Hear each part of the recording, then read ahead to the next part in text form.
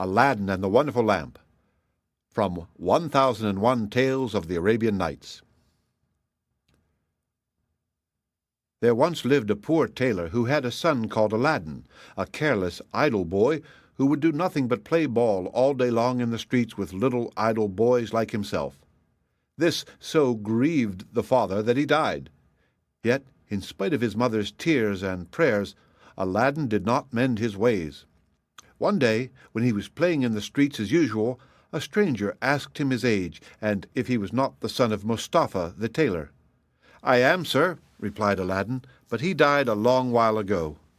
On this, the stranger, who was a famous African magician, fell on his neck and kissed him, saying, "I am your uncle, and knew you from your likeness to my brother. Go to your mother and tell her I am coming." Aladdin ran home and told his mother of his newly found uncle. "Indeed, child," she said, "your father had a brother, but I always thought he was dead." However, she prepared supper and bade Aladdin seek his uncle, who came laden with wine and fruit. He presently fell down and kissed the place where Mustafa used to sit, bidding Aladdin's mother not to be surprised at not having seen him before, as he had been 40 years out of the country. He then turned to Aladdin and asked him his trade, at which the boy hung his head, while his mother burst into tears. On learning that Aladdin was idle and would learn no trade, he offered to take a shop for him and stock it with merchandise. Next day he bought Aladdin a fine suit of clothes and took him all over the city, showing him the sights, and brought him home at nightfall to his mother, who was overjoyed to see her son so fine. The next day the magician led Aladdin into some beautiful gardens at a long way outside the city gates. They sat down by a fountain, and the magician pulled a cake from his girdle, which he divided between them. Then they journeyed onward till they almost reached the mountains. Aladdin was so tired that he begged to go back, but the magician beguiled him with pleasant stories and led him on in spite of himself.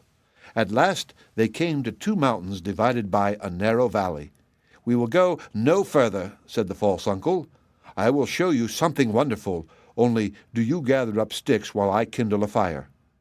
When it was lit, the magician threw on it a powder he had about him, at the same time saying some magical words. The earth trembled a little and opened in front of them, disclosing a square, flat stone with a brass ring in the middle to raise it by. Aladdin tried to run away, but the magician caught him and gave him a blow that knocked him down. "What have I done, uncle?" he said piteously, whereupon the magician said more kindly, "Fear nothing, but obey me. Beneath this stone lies a treasure which is to be yours, and no one else may touch it, so you must do exactly as I tell you." At the word treasure, Aladdin forgot his fears and grasped the ring as he was told, saying the names of his father and grandfather. The stone came up quite easily, and some steps appeared. "Go down," said the magician. "At the foot of those steps you will find an open door leading into 3 large halls. Tuck up your gown and go through them without touching anything, or you will die instantly. These halls lead into a garden of fine fruit trees. Walk on until you come to a niche in a terrace where stands a lighted lamp. Pour out the oil it contains and bring it to me." He drew a ring from his finger and gave it to Aladdin, bidding him prosper. Aladdin found everything as the magician had said, gathered some fruit off the trees, and, having got the lamp, arrived at the mouth of the cave. The magician cried out in a great hurry, "Make haste and give me the lamp."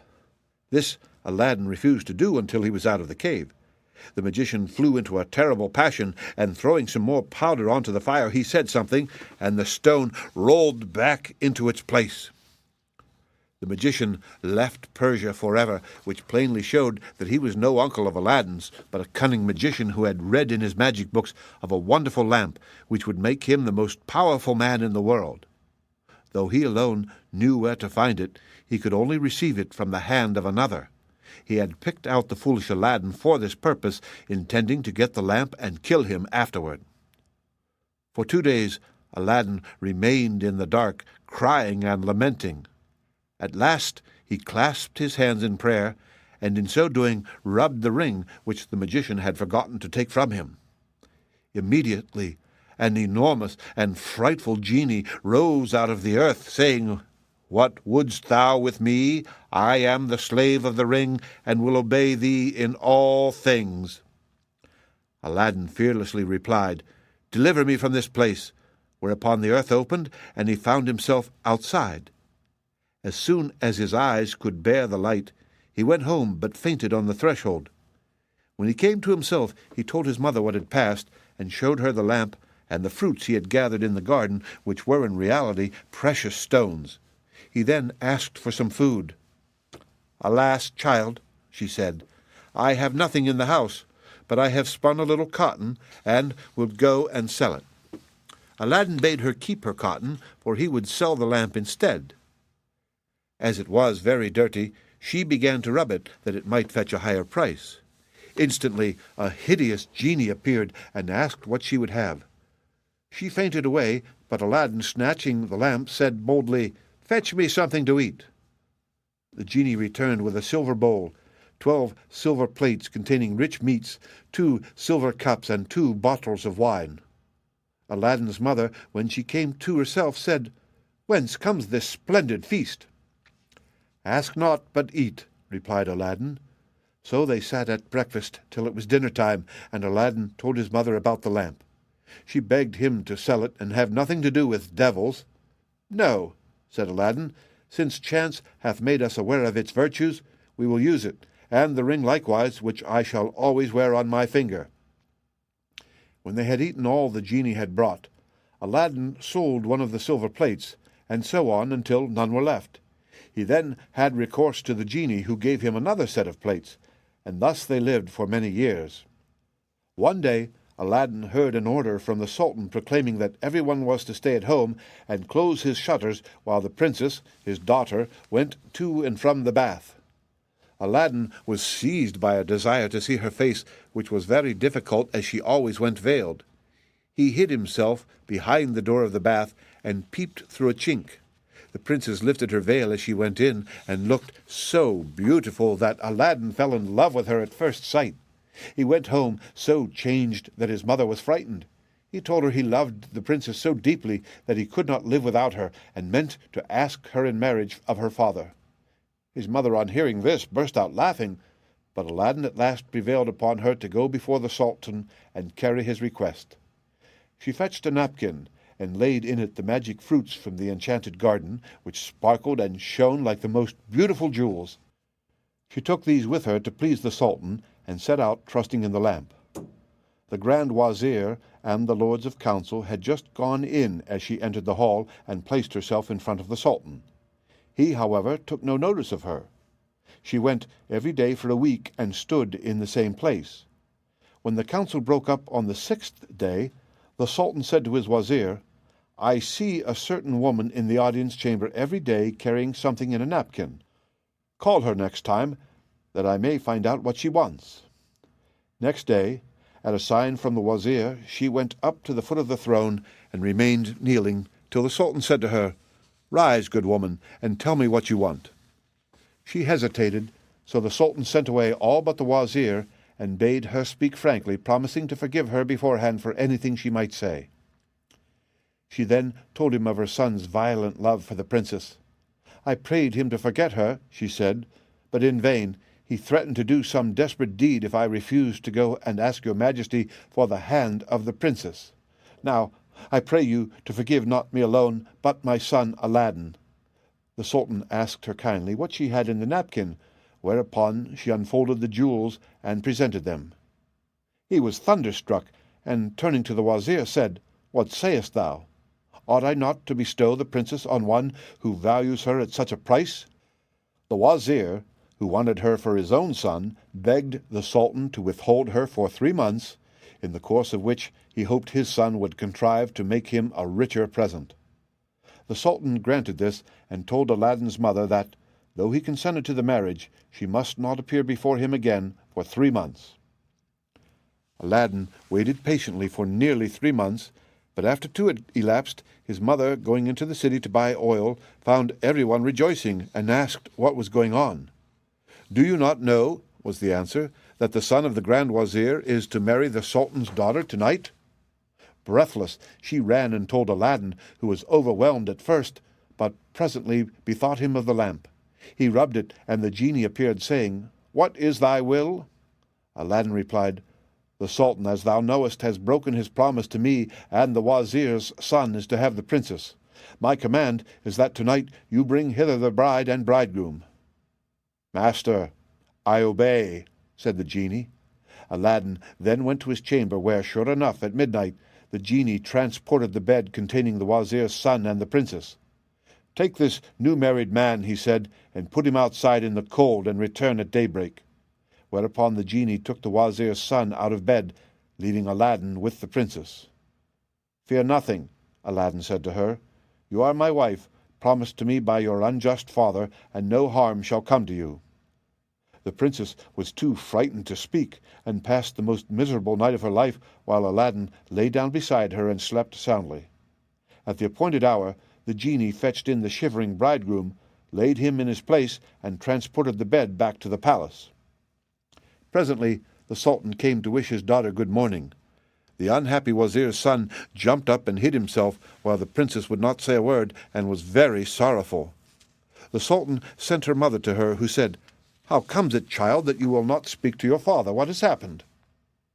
The princess sighed deeply, and at last told her mother how, during the night, the bed had been carried to some strange house, and what had passed there.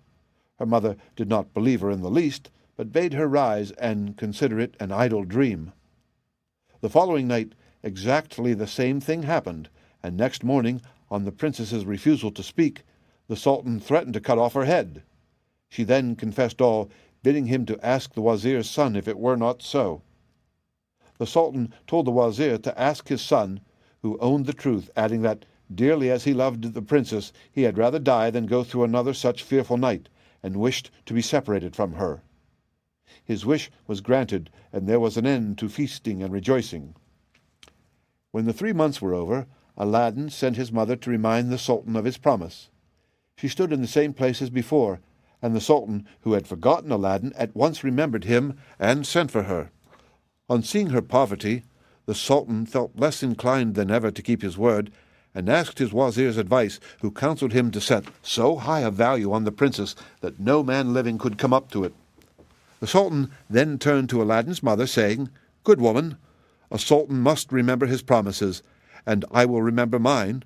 But your son must first send me 40 basins of gold brimful of jewels, carried by 40 black slaves, led by as many white ones, splendidly dressed. Tell him that I await his answer." The mother of Aladdin bowed low and went home, thinking all was lost. She gave Aladdin the message, adding, "He may wait long enough for your answer." "Not so long, mother, as you think," her son replied. "I would do a great deal more than that for the princess." He summoned the genie, and in a few moments the 80 slaves arrived and filled up the small house and garden. Aladdin made them set out to the palace, 2 and 2, followed by his mother. They were so richly dressed with such splendid jewels in their girdles that everyone crowded to see them and the basins of gold they carried on their heads. They entered the palace, and after kneeling before the Sultan, stood in a half-circle around the throne with their arms crossed, while Aladdin's mother presented them to the Sultan. He hesitated no longer, but said, "Good woman, return and tell your son that I wait for him with open arms." She lost no time in telling Aladdin, bidding him make haste. But Aladdin first called the genie. "I want a scented bath," he said, "a richly embroidered habit, a horse surpassing the Sultan's, and 20 slaves to attend me. Besides this, 6 slaves beautifully dressed to wait on my mother, and lastly 10,000 pieces of gold in 10 purses." No sooner said than done. Aladdin mounted his horse and passed through the streets, the slaves strewing gold as they went. Those who had played with him in his childhood knew him not, he had grown so handsome. When the Sultan saw him, he came down from his throne, embraced him, and led him into a hall where a feast was spread, intending to marry him to the princess that very day. But Aladdin refused, saying, "I must build a palace fit for her," and took his leave. Once more he said to the genie, "Build me a palace of the finest marble, set with jasper, agate, and other precious stones.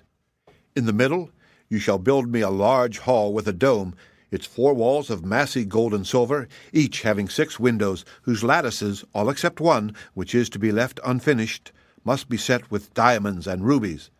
There must be stables, and horses, and grooms, and slaves. Go and see about it." The palace was finished by the next day, and the genie carried him there and showed him all his orders, faithfully carried out, even to the laying of a velvet carpet from Aladdin's palace to the Sultan's. Aladdin's mother then dressed herself carefully and walked to the palace with her slaves, while he followed her on horseback. The Sultan sent musicians with trumpets and cymbals to meet them, so that the air resounded with music and cheers. She was taken to the princess, who saluted her and treated her with great honor. At night the princess said goodbye to her father and set out on the carpet for Aladdin's palace with his mother at her side, and followed by the 100 slaves. She was charmed at the sight of Aladdin, who ran to receive her. "Princess," he said, "blame your beauty for my boldness if I have displeased you."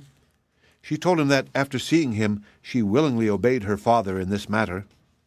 After the wedding had taken place, Aladdin led her into the hall, where a feast was spread, and she supped with him, after which they danced till midnight.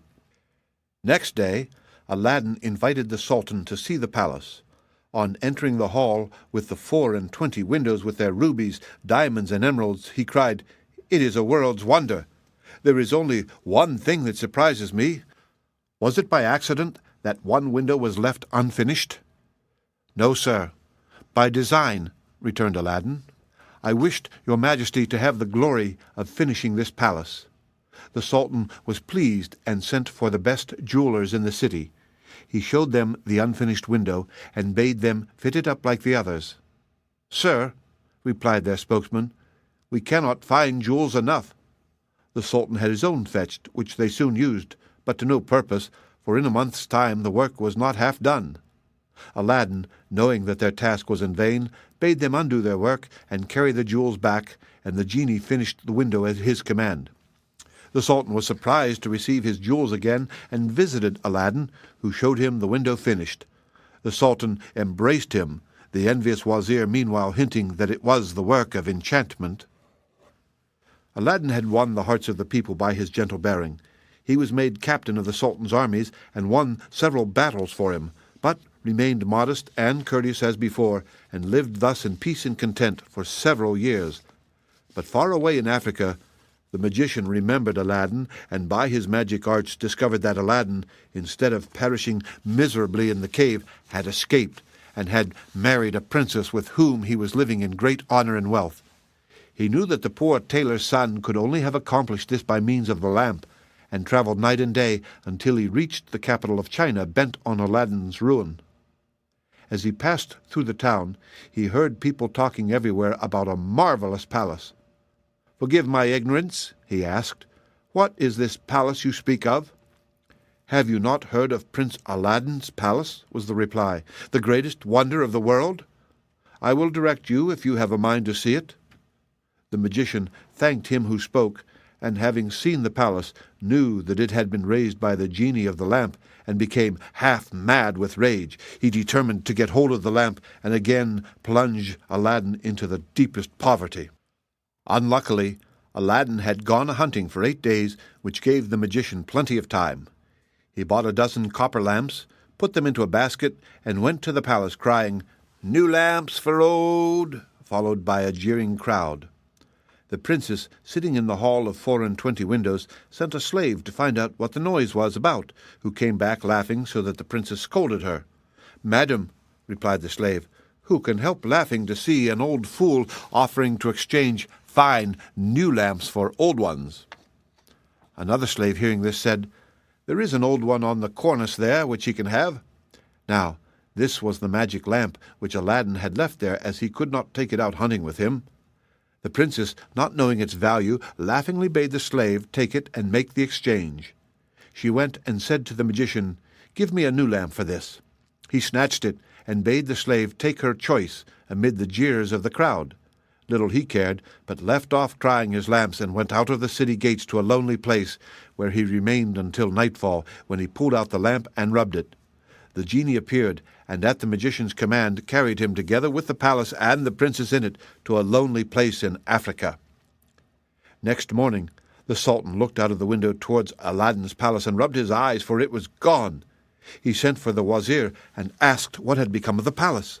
The wazir looked out too and was lost in astonishment.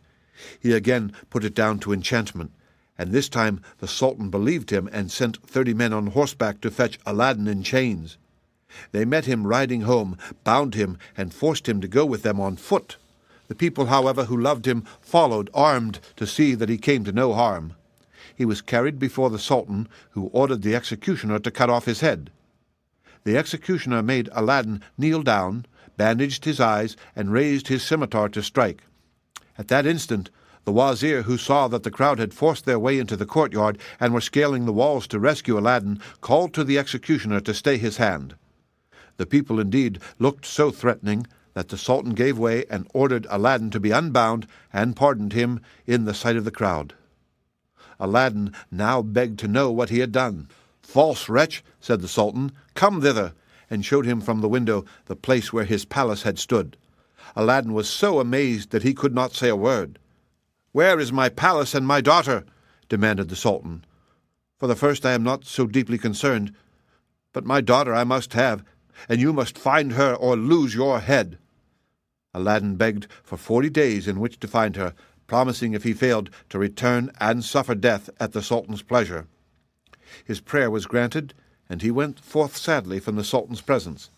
For 3 days he wandered about like a madman, asking everyone what had become of his palace, but they only laughed and pitied him. He came to the banks of a river, and knelt down to say his prayers before throwing himself in. In so doing, he rubbed the magic ring he still wore. The genie he had seen in the cave appeared and asked his will. "Save my life, genie," said Aladdin. "Bring my palace back." "That is not in my power," said the genie. "I am only the slave of the ring. You must ask him of the lamp." "Even so," said Aladdin. "But thou canst take me to the palace, and set me down under my dear wife's window."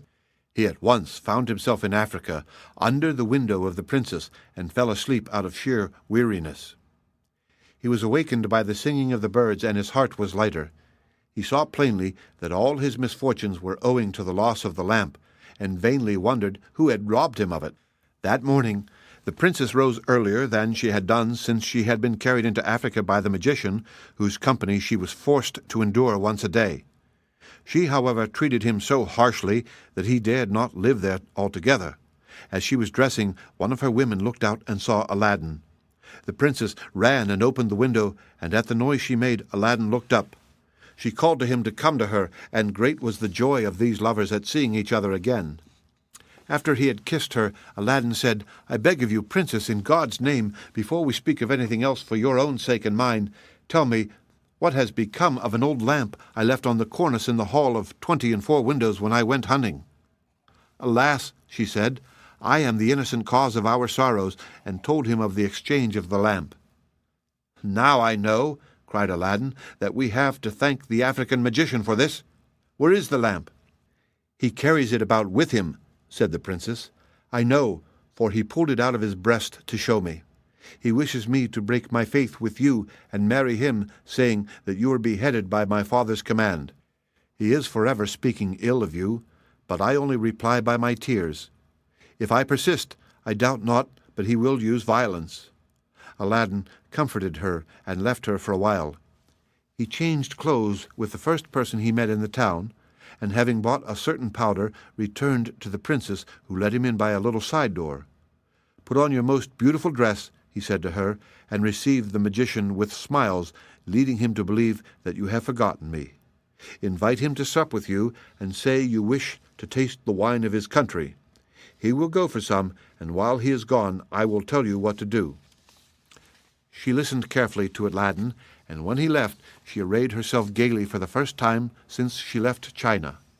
She put on a girdle and headdress of diamonds, and seeing in a glass that she was more beautiful than ever, received the magician, saying to his great amazement, "I have made up my mind that Aladdin is dead, and that all my tears will not bring him back to me, so I am resolved to mourn no more, and have therefore invited you to sup with me. But I am tired of the wines of China, and would fain taste those of Africa. The magician flew to his cellar, and the princess put the powder Aladdin had given her in her cup. When he returned, she asked him to drink her health in the wine of Africa, handing him her cup in exchange for his, as a sign she was reconciled to him. Before drinking, the magician made her a speech in praise of her beauty, but the princess cut him short, saying, "Let us drink first, and you shall say what you will afterward." She set her cup to her lips and kept it there, while the magician drained his to the dregs and fell back lifeless. The princess then opened the door to Aladdin and flung her arms around his neck, but Aladdin put her away, bidding her leave him, as he had more to do. Then he went to the dead magician, took the lamp out of his vest, and bade the genie carry the palace and all in it back to China. This was done, and the princess in her chamber only felt 2 little shocks, and little thought she was at home again. The Sultan, who was sitting in his closet, mourning for his lost daughter, happened to look up, and rubbed his eyes, for there stood the palace as before. He hastened thither, and Aladdin received him in the hall of the 24 windows, with the princess at his side. Aladdin told him what had happened, and showed him the dead body of the magician, that he might believe. A 10 days' feast was proclaimed, and it seemed as if Aladdin might now live the rest of his life in peace. But it was not to be. The African magician had a younger brother who was, if possible, more wicked and more cunning than himself.